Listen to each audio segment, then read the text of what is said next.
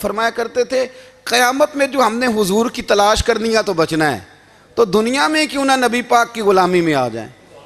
وہ کہتے تھے دنیا، اعلیٰ حضرت نے کتاب لکھی ہے الامن والعلا، اس میں آپ فرماتے ہیں جو حضور کی پناہ میں آ جاتا ہے نا وہ بچ جاتا ہے۔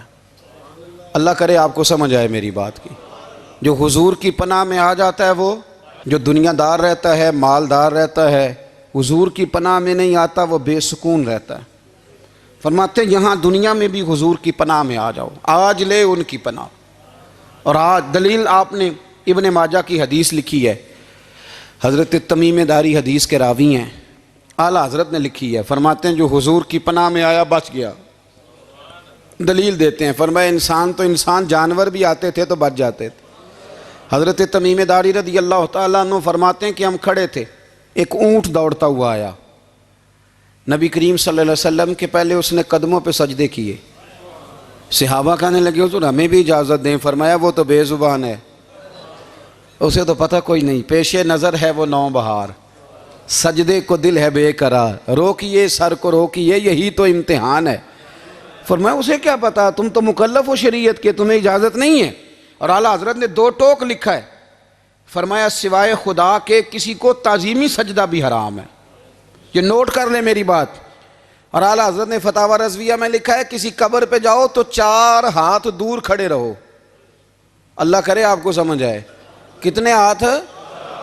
4 ہاتھ دور کھڑے رہو، سورۃ فاتحہ پڑھو، درود شریف پڑھو، جس قبر پہ گئے ہو ان کی روح کو اصال ثواب کرو، ان کے وسیلے سے دعا مانگو۔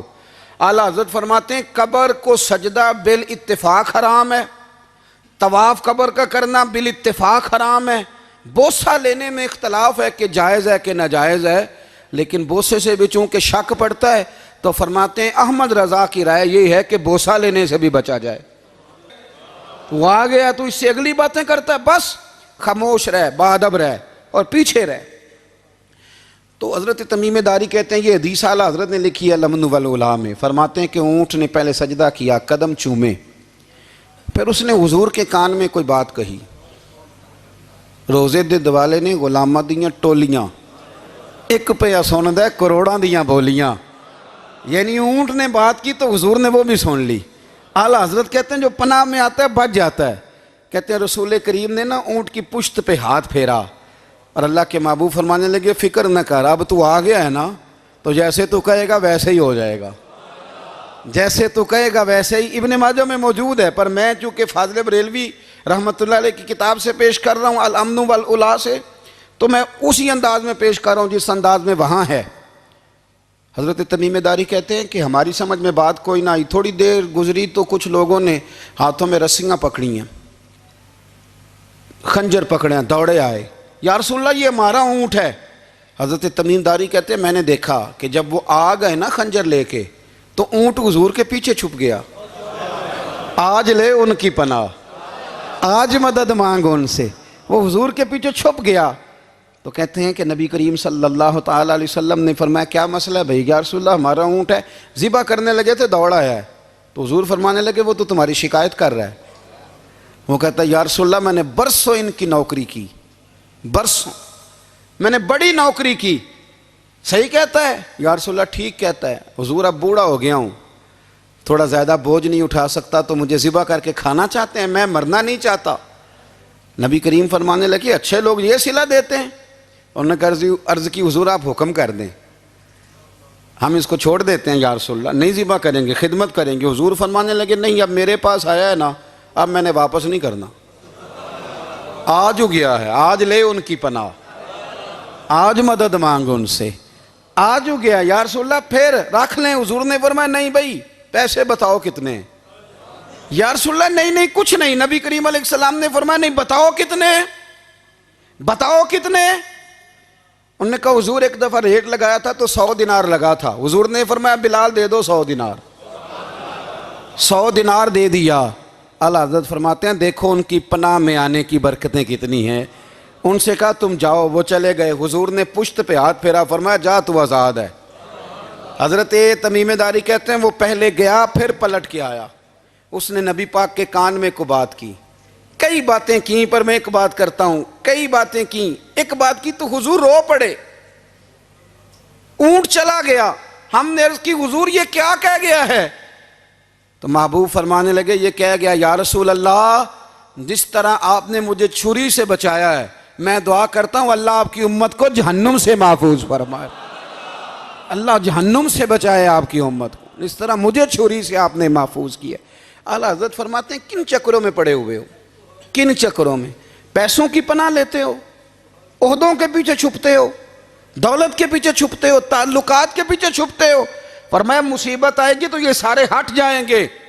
اگر پناہ لینی ہے تو مدینے والے محبوب کی پناہ لو، دروازہ رسول پہ آؤ، نبی کریم کی بارگاہ میں جھکو، حضور سے پیار کرو.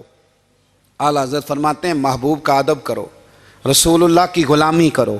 فرماتے ہیں پھر کہ گلی گلی تباہ ٹھوکریں سب کی کھائیں کیوں، دل کو جو عقل دے خدا تو تیری گلی سے جائے کیوں. اور فرمانے لگے جان ہے عشق مصطفیٰ روز فزوں کرے خدا، جس کو ہو درد کا مزہ وہ ناز دوا اٹھائے کیوں. جس کو ہو درد کا مزہ وہ ناز دوا اٹھائے کیوں. انہوں نے محبوب کریم کی محبت کا پیغام دیا، صحابہ کی محبت کا، بولیے صحابہ کی محبت کا. پوری کتاب لکھی حضرت صدیق اکبر جناب عمر کے فضائل پر. اور مزے کی بات یہ ہے کہ اعلیٰ حضرت نے نا اردو شاعروں میں سے کسی کو توفیق نہیں ہوئی حضور کو شہنشاہ کہنے کی. اعلیٰ حضرت نے کہا میرے نبی شہنشاہ ہیں. دلیل کیا دی؟ فرمانے لگے پڑھو ترمذی. حضور نے فرمایا میرے 2 وزیر زمینوں میں ہیں 2 آسمانوں میں. زمین کے 2 وزیروں کے نام ابو بکر اور عمر ہیں، آسمان کے 2 وزیر ہیں جبریل اور میکائیل. تو اعلیٰ حضرت کہنے لگے حضور وزیر تو کسی شہنشاہ کے ہی ہوتے ہیں، پھر کہہ لو نا شہنشاہ. تو پھر فرمانے لگے حاجیو آؤ شہنشاہ کا روضہ دیکھو، حاجیو آؤ شہنشاہ کا روضہ دیکھو. کعبہ تو دیکھ چکے اب کعبے کا بھی کعبہ دیکھو، کعبہ تو دیکھ چکے اب کعبے کا بھی. غور سے سن تو رضا کعبے سے بھی آتی ہے صدا، میری آنکھوں سے میرے پیارے کا روضہ دیکھو.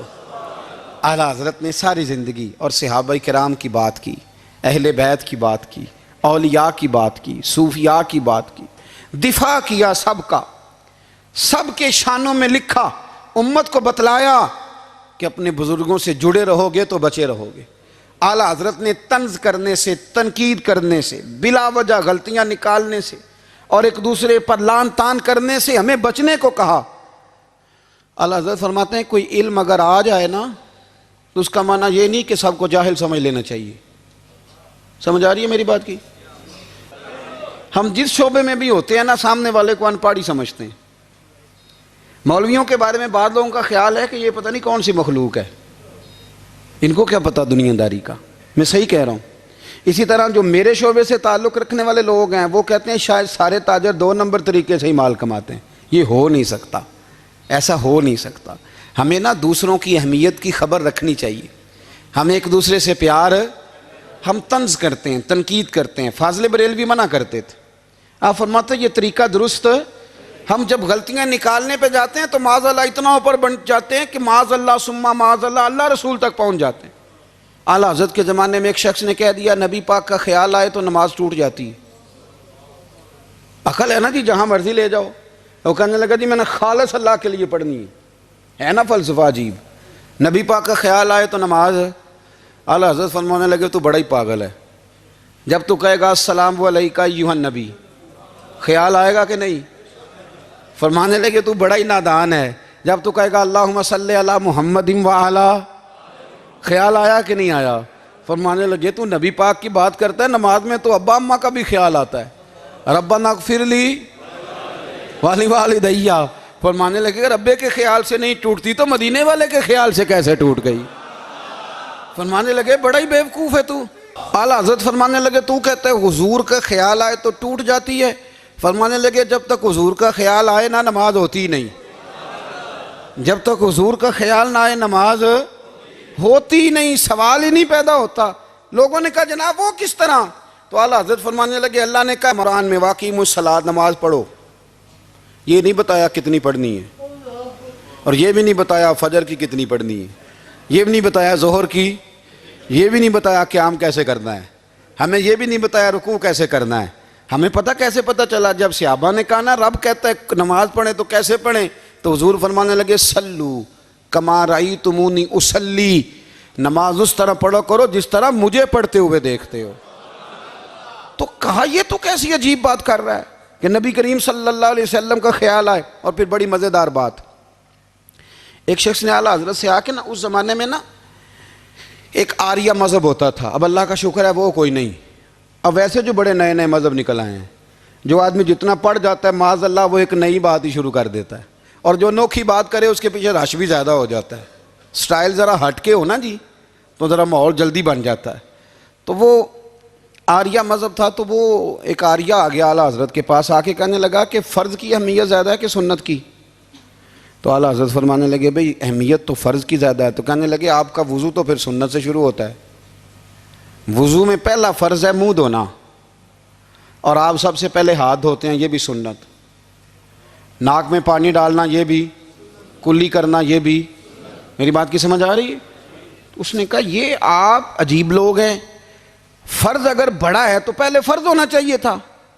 سمجھ آ رہی ہے میری بات کی؟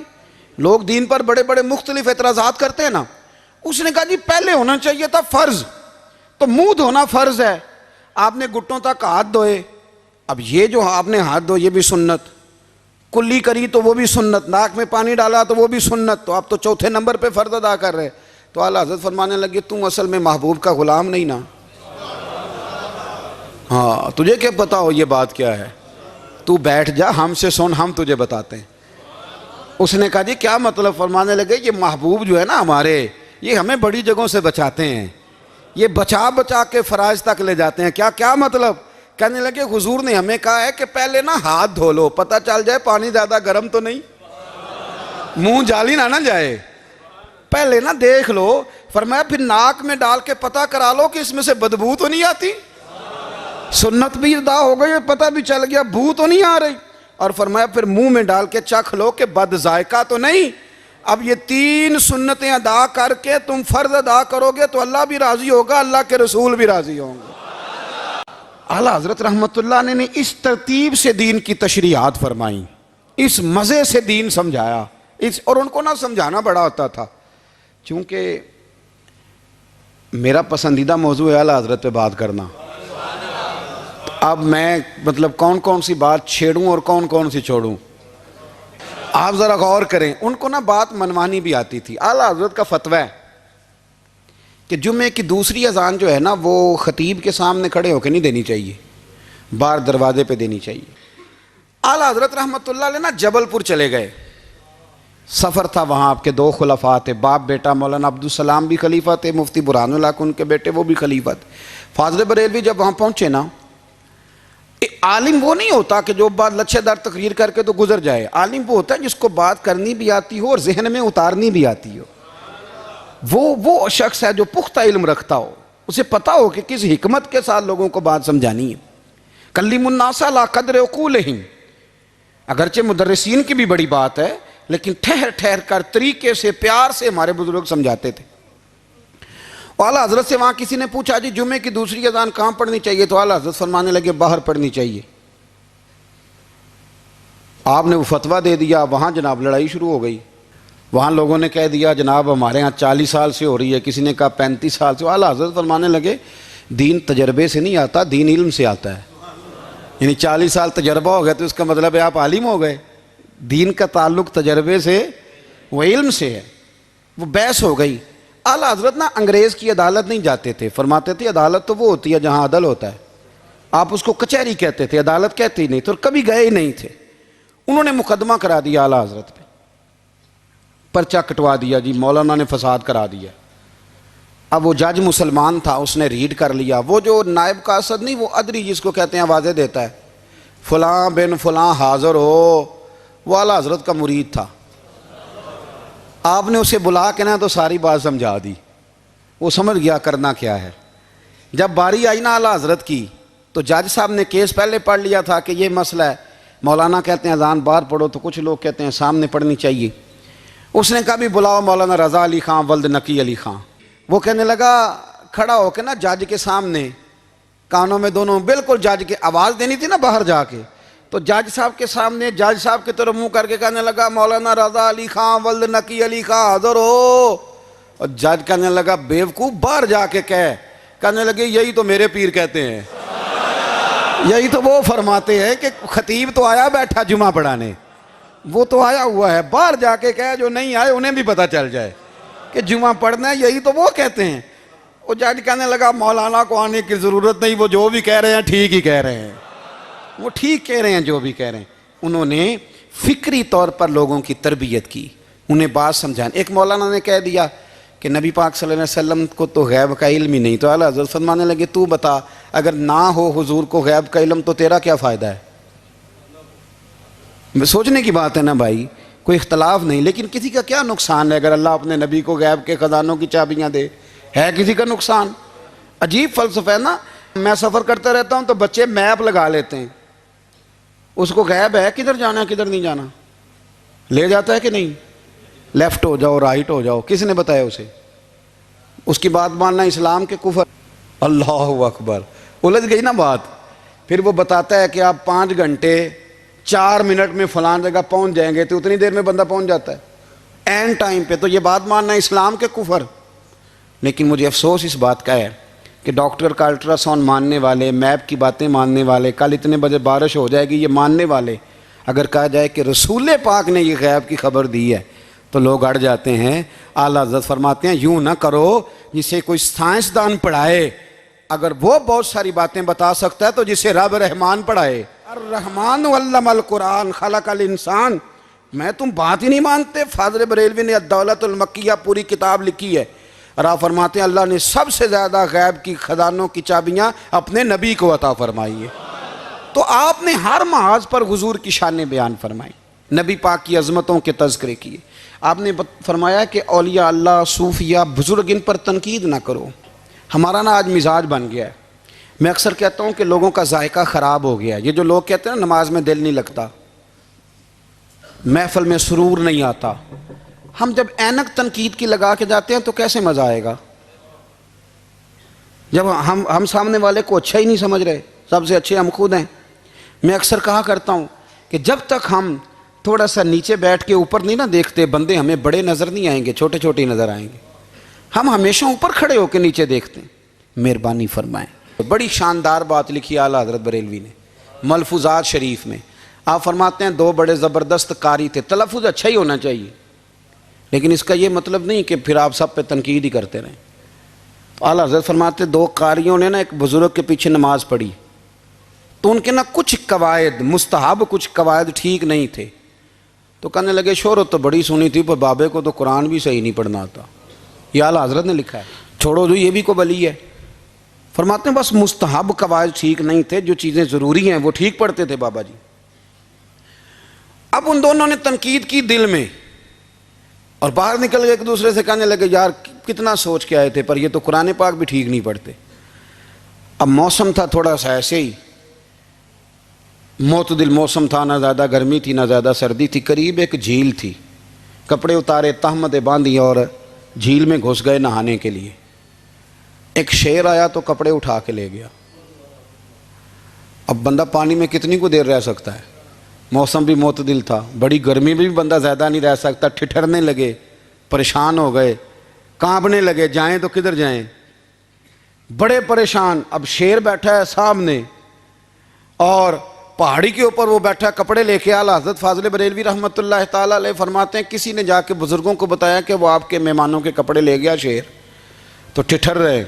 وہ بزرگ آئے اور آ کے نا تو شیر کو آواز دی, اللہ ہر مشکل دی کنجی یارو ہاتھ مرداں دے آئی. شیر کو آواز دی, کہنے لگے ادھر آئے نا. وہ آیا تو ایک تھپکی دی. فاضل بریلوی نے حقوق والدین پہ لکھا, حقوق اولاد پہ لکھا, استاد کے حقوق پہ لکھا, شاگرد کے حقوق پہ لکھا.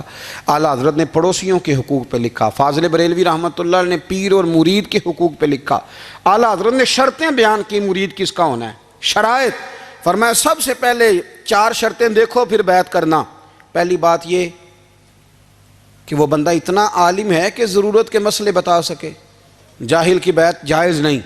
اور دوسرے نمبر پہ فرمایا یہ بھی دیکھو کہ اعلانیہ گناہ تو نہیں کرتا, ظاہری طور پر شریعت کا پابند ہے, تیسرے نمبر پر یہ دیکھو اس کا سلسلہ متصل ہے، باقاعدہ کسی سے مرید ہوا ہے، سلسلہ اوپر تک صحیح چل رہا ہے۔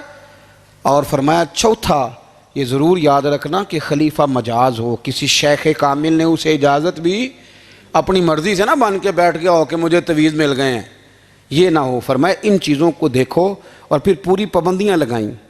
کسی نے پوچھا پیر اور مریدنی کا پردہ ہے؟ تو اعلیٰ حضرت فرمانے لگے نبی پاک کی جو بیویاں ہیں نا وہ مومنوں کی مائیں ہیں، ان کو قرآن نے مائیں کہا ہے، تو اگر اس ماں کا بیٹے سے پردہ ہے تو پھر مریدنی کا پیر سے پردہ کیوں نہیں؟ فرمایا واجب ہے مریدنی کے لیے پیر سے پردہ کرنا، واجب ہے۔ آپ کو ایک بزرگ تھے، انہوں نے اپنے ہاں جلسے پہ بلایا، جب آپ پہنچے تو وہ عورتوں کو ننگے منہ تعویذ دے رہے تھے، آپ نے دور سے دیکھا تو واپس آ گئے۔ وہ دوڑے پیچھے، کہنے لگے مولانا کچھ تو خیال کریں، لوگ کیا سوچیں گے، ایسے چلے گئے۔ تو آپ فرمانے لگے شاہ جی آپ نبی پاک کی شریعت کا خیال نہ کریں تو میں آپ کا خیال کروں؟ شریعت اسلامیہ کا خیال نہیں کر رہے، بے پردہ عورتوں میں بیٹھے ہو۔ وہ کہنے لگے میں توبہ کرتا ہوں، آج کے بعد نہیں کروں گا۔ فرمایا پھر ہاتھ بڑھائیے، پھر میں آپ کے ہاتھوں کے بوسے لیتا ہوں، اس لیے کہ اگر آپ مان گئے ہیں تو پھر ہمارا اختلاف نہیں۔ ساری زندگی دین کی پہرے داری کی۔ اعلیٰ حضرت رحمۃ اللہ علیہ نے آج سے 150 سال پہلے کہا تھا مسلمان اپنے بینک قائم کریں، اپنا سرمایہ۔ ایک جو باتیں آج کر رہے ہیں نا آپ کے لوگ دانشور، وہ 125 سال پہلے کہا تھا کہ اپنے بینک بناؤ، آپس میں مسلمان تجارت کریں۔ فرمایا اپنا پیسہ ایک دوسرے پر خرچ کرو، غریبوں کو وظائف دو، وہ سارے طریقے اپناؤ جو صحابہ نے اور محبوب کریم نے ہمیں عطا فرمائے۔ مسلمانوں کی فلاح پر انہوں نے بڑا کام کیا۔ وہ زمانہ اقبال پہلے کہا کرتے تھے سارے جہاں سے اچھا ہندوستان ہمارا، پھر اللہ نے توفیق دی تو کہنے لگے نہیں، خاص ہے ترکیب میں قوم رسول ہاشمی۔ اعلیٰ حضرت اسی زمانے سے کہہ رہے تھے نہیں بھائی، جو مصطفیٰ کے غلام ہیں ان کا منصب اور معیار الگ ہے۔ بڑی محبت سے زندگی گزاری، اللہ سے بڑا ڈرتے تھے۔ سید ایوب علی رضوی صاحب آپ کے خلیفہ ہیں، وہ کہتے ہیں ایک چھوٹا سا بچہ صبح صبح آ گیا، کہنے لگا حضور آپ کی کل دعوت کرنی آ جائیں گے؟ آپ نے فرمایا آ جاؤں گا۔ کہنے لگا میں یتیم ہوں، باپ میرا فوت ہو گیا اور میرا بڑے دل کرتا ہے آپ سے محبت ہو گئی۔ فرمایا کب آؤں؟ اس نے کہا کل آ جانا۔ کیا کھلاؤ گے؟ تو چنے کی دال اس نے جھولی میں ڈالی۔ کہنے لگا حضور میں لے آیا ہوں، رات کو بھگاؤں گا، کل آپ کو کھلاؤں گا۔ آپ بیمار رہتے تھے، دوپہر کو سوجی کے بسکٹ کھایا کرتے تھے۔ سید صاحب کہتے ہیں جب وہ جانے لگا تو اعلیٰ حضرت فرمانے لگے اگر اجازت دو تو ایک بندہ ساتھ لے آؤں؟ کہنے لگا لے آؤ۔ فرماتے ہیں اس کے گھر گئے تو اندر بیٹھنے کی جگہ بھی نہیں تھی۔ 1000 کتاب کے مصنف، لاکھوں کروڑوں مریدوں کے پیر، امت مسلمہ کتنے بڑے لیڈر، کہتے ہیں اس نے نا باہر گلی کے باہر دروازے کے باہر چٹائی بچھا دی۔ کہنے لگا حضور اندر جگہ نہیں ہے، میری اماں ہے اور آپ عورتوں سے بڑا پردہ کرتے ہیں۔ اعلیٰ حضرت باہر بیٹھ گئے زمین پہ، اس کو کہتے ہیں لاجپال پیر۔ باہر بیٹھ گئے، وہ چنے کی دال لایا اور باجرے کی موٹی روٹیاں۔ آپ کو تکلیف رہتی تھی پیٹ میں، آپ وہ چیزیں استعمال نہیں کرتے تھے، پر 1.5 روٹی کھائی۔ کھانے کے بعد کہا جائیں؟ کہنے لگا نہیں میری اماں آگ جلا رہی ہے، چائے پی کے جانا۔ وہ چائے آئی، جو بندہ سڑک سے گزرتا حضور جہاں بیٹھنے، فرمایا جاؤ کام کرو، دعوت ہماری ہے تمہاری نہیں، جاؤ اپنا کام کرو۔ وہاں بیٹھ کے کھانا کھایا۔ جب واپس نکلے تو اس بچے نے اجازت دی جائیے۔ واپس آئے تو کچھ چہرے پہ کمزوری کے آثار تھے، کچھ تکلیف پیٹ میں شروع ہو گئی۔ سید صاحب کہنے لگے حضور آپ نے کیا کیا، بیمار ہو جائیں گے؟ فرمانے لگے ایوب علی یار بیماری تو ٹھیک ہو جائے گی، پر تو نے دیکھا نہیں یتیم کا دل کتنا راضی ہو گیا ہے، کتنا راضی ہو گیا اس کا دل، کتنا وہ خوش ہوا ہے۔ اور فرمایا جب یتیم راضی ہوتا ہے تو اللہ بھی راضی ہوتا ہے، اللہ کے نبی بھی راضی ہوتے ہیں۔ بڑی پرہیزگاری والی زندگی گزاری۔ 3 باتیں ان کی زندگی کا اصول تھا۔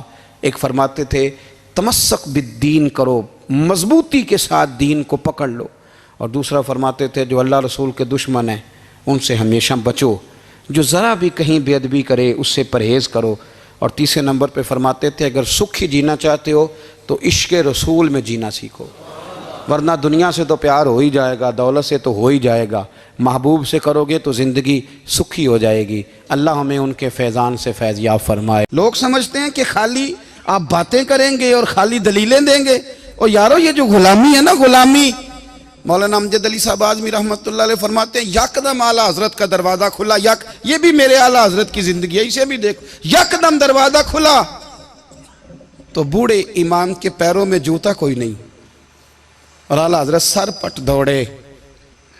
मैं करीब गया, मैंने कहा हुजूर मैं सदके जाऊं, कहाँ जा रहे हो? तो कहने लगे किसी ने बताया मेरा मुर्शद का बेटा रेलवे स्टेशन से गुजरने वाला है, अमजद अली देर न कर यार, कहीं शहजादा नाराज ना हो जाए, मेरे मुर्शद का बेटा, मेरे शेख का पोता, यार जरा जल्दी कर। कहते हैं आला हजरत दौड़े रेलवे स्टेशन पे। उन्हें अगर फतवे लिखने आते थे किल के रजा है खंजरे खूंखार बरकबार, तो वो ये भी कहा करते थे कैसे आकाओं का बंदा हूं रजा, बोल बाले मेरी सरकारों के। दौड़े गए रेलवे स्टेशन पे, और बूढ़े शेख सदरुल शरिया कहते हैं मैंने कहा हुजूर मैं ना चला जाऊं? कहने लगे ना पुत्र, मैंने बड़ा नमक खाया उस घर का, मैंने बड़ी नौकरी करी है, मेरी अपनी ड्यूटी है, तुम्हारी तो नहीं ना। मेरे शेख फरमाते रेलवे स्टेशन पे हजरत खड़े हैं, तो एक मुसाफिर उतरता, उसके करीब जाते अदब से सलाम लेते, तो कहते मारेरा शरीफ से तो नहीं कोई आया? कहते वो मुसाफिर गुजर जाता, दूसरा आता तो फिर करीब जाते, कहते वो उसके आस्थाने से तो नहीं आए, उधर से तो नहीं कोई आया। कहते सारे गुजर गए, जिन मुसाफिरों ने उतरना था उतर गए, ट्रेन चल पड़ी। तो मैंने कहा हुजूर किसी ने आपको गलत इत्तला दी थी, शहजादे तो आए नहीं। कहने लगे यार इत्तला गलत थी या ठीक थी, पर यहाँ तक आने का मज़ा बड़ा है। आप समझ सकते हैं आला हजरत के दो बेटे हैं, हुज्जतुल इस्लाम मौलाना हामिद रज़ा खान साहब और मुफ्ती आज़म आलम इस्लाम, दोनों शहजादे इतने बड़े शहजादे थे कि दोनों अपने अपने वक्त के सबसे बड़े मुफ्ती हुए। ये भी तो मेरे आला हजरत है ना, इसको भी तो ज़रा समझो ना। खुशकी और फिर खुशकी और फिर खुशकी। एक दिन पीर साहब ने कहा, नूरी मियाँ साहब, कि अहमद रज़ा यार वो भैंसें रखी हुई हैं तो उनको ना गीदड़ आके तंग करते हैं, तो दो कुत्ते मिल जाए ना कभी, तो चलो रात को पहरेदारी करेंगे, दो कुत्ते मिल जाएं। मैं अक्सर सोचता हूँ कि आला हजरत तो आलिम थे, उनका कुत्तों से क्या लेना देना। हजरत जी आपने कुत्तों की बात करनी थी तो किसी दुनियादार से करते, दो कुत्ते मिल जाएं तो ज़रा जानवरों की देखभाल करेंगे। फरमाया हुजूर सवेरे ही आ जाएंगे। भाई आपका तो ये शुगर लेनी, तो आप कहाँ से लाएंगे? दिन चढ़ा तो दोनों बेटों के गले में रस्सियाँ डाली। आला हजरत को सिर्फ आप फतवे की रोशनी में देखते हैं, आपको उस शख्स के दर्द का नहीं पता, उसके जायके का नहीं पता, वो किस स्टेज का आदमी है, स्टेटस क्या है तरीकत में, शरीयत में, इश्क में। दोनों शहजादों के गलों में रस्सियाँ और पकड़ा हुआ है। तो नूरी मियाँ साहब कहते हैं मैं चारपाई पे बैठा था तो नीचे बिठाल दिए दोनों बच्चे। मैं उठ के खड़ा हो गया, मैंने कहा मौलाना ये क्या? कहने लगे हुजूर ड्यूटी भी करेंगे और रोटी भी नहीं मांगेंगे। जिन्हां तना विच इश्क न रचिया कुत्ते ओ ना थी चंगे, मालक देकर राखी कर दे साबर भुखे नंगे। किधर गया ज़ौक़, किधर गया वो दर्द? और फिर जब बारी आई रसूलुल्लाह के प्यार की, जब बारी आई नबी पाक की मोहब्बत की, तो फिर फाजिल बरेलवी का कद अगर लिखने में कमाल है ना, तो महबूब के प्यार करने में भी कमाल है। उन्होंने ना सारी ज़िंदगी, यानी सारी ज़िंदगी ये कह के गुजार दी कि इश्क तेरे सदके जलने से छुटे सस्ते, जो आग बुझा देगी वो आग लगाई है। एक सैयद साहब थे, मकान बन रहा था आला हजरत का, तो सामने ना बिल्कुल लाइब्रेरी थी। तो जब मकान बन रहा होता है तो तब सारे मिस्त्री मजदूर अंदर ही होते हैं, तो सब का आना जाना था, सब लोग आते जाते थे बिला झिझक। तो वो सैयद साहब भी एक दिन आ गए, सामने लाइब्रेरी में मिले, फिर चले गए। कुछ दिनों के बाद घर मुकम्मल हो गया, अब औरतें भी आ गईं। तो शाह जी को पता नहीं था, वो पुराना ही माहौल समझ के ना, मौलाना ज़फ़रुद्दीन बिहारी कहते हैं पुराना ही माहौल समझ के तो अंदर आ गए। और जैसे ही अंदर दाखिल हुए, सामने घर की औरतें देखी, तो शाह जी माजरत माजरत माजरत करते परेशान हो गए। और फिर जब दोबारा पलटने लगे तो आला हजरत दौड़ के गए, हाथ चूमे, कहने लगे शाह जी آپ کو تو پتہ نہیں تھا، اور آپ مہربانی کریں یہ معذرت والا لفظ واپس لیں، یہ میرے گھر کی عورتیں نہیں، یہ تو سیدوں کی باندیاں ہیں، یہ تو نوکرانیاں ہیں، تو آپ مہربانی کریں، یہ انداز آپ کا جو ہے یہ درست نہیں، آپ مہربانی فرمائیں اندر آئیں۔ اور پھر سارے خاندان کو لے کے پردے کے پیچھے کھڑا کیا اور کہنے لگے شاہ جی کو غلطی لگ گئی، انہوں نے ہم سے معذرت کی، اب ہم سارے مل کے ان سے معذرت کریں گے، اس لیے کہ یہ رسول اللہ کا خاندان ہے۔ اپنی زندگی میں ہمیشہ یار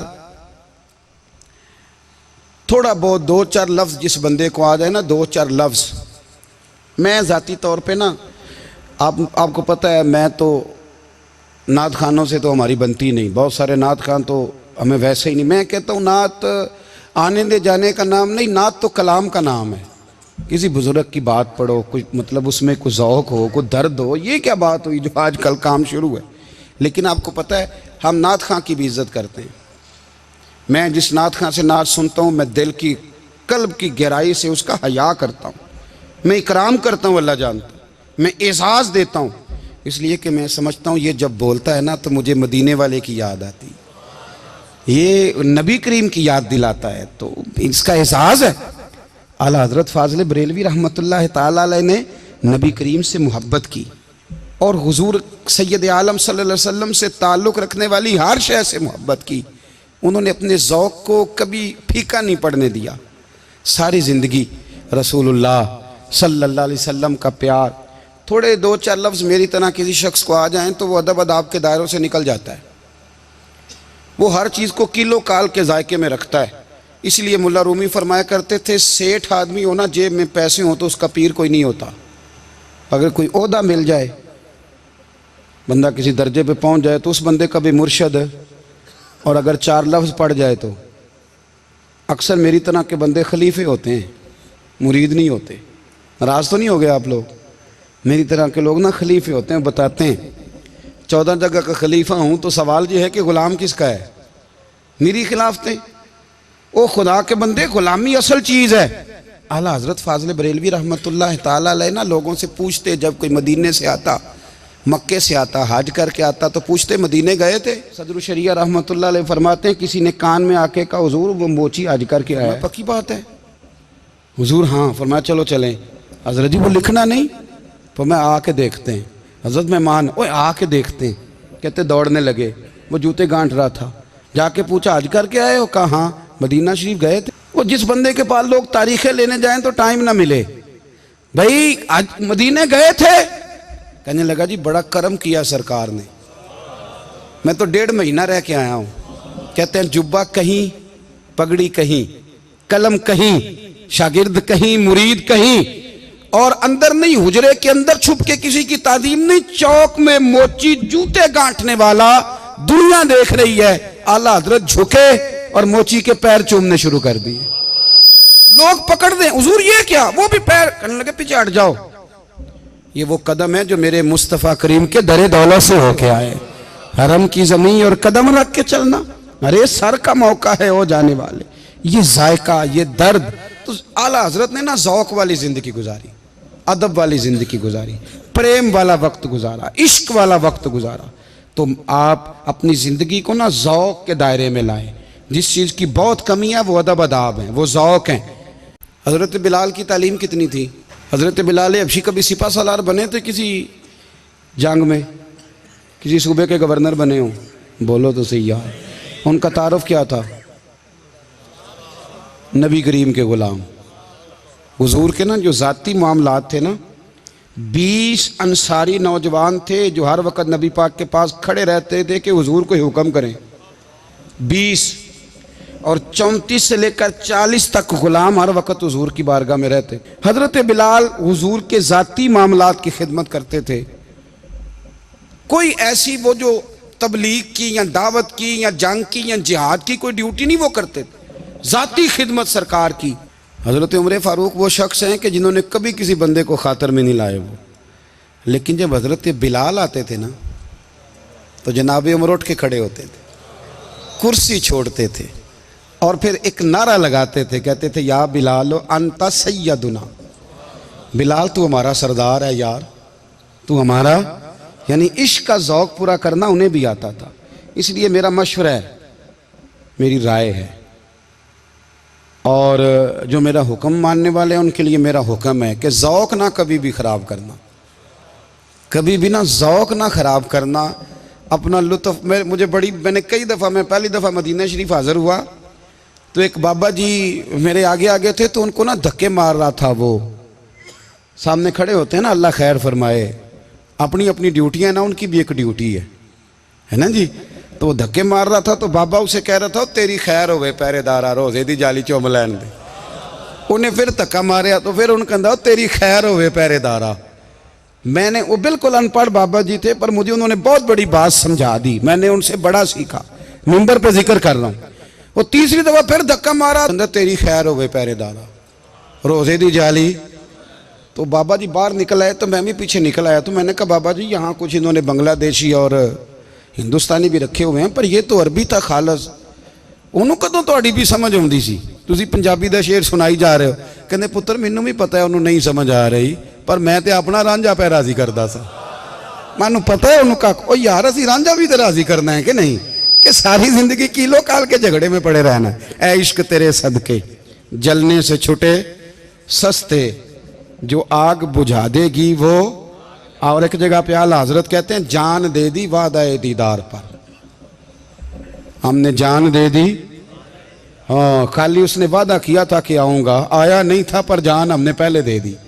تو اس لیے نا ذوق، شوق، پیار، وارفتگی، محبت اساتذہ کے لیے، بزرگوں کے لیے، علماء کے لیے، مشائخ کے لیے، بڑوں کے لیے نہ ذوق نہ کبھی خراب ہونے پائے۔ اللہ آپ کو سلامت رکھے۔ اور کچھ دعائیں میں نے دے دی ہیں، کچھ اللہ جانتا ہے میرے دل میں ہیں، وہ میں دیتا رہتا ہوں۔ اللہ آپ کو ہمیشہ شاد و آباد فرمائے۔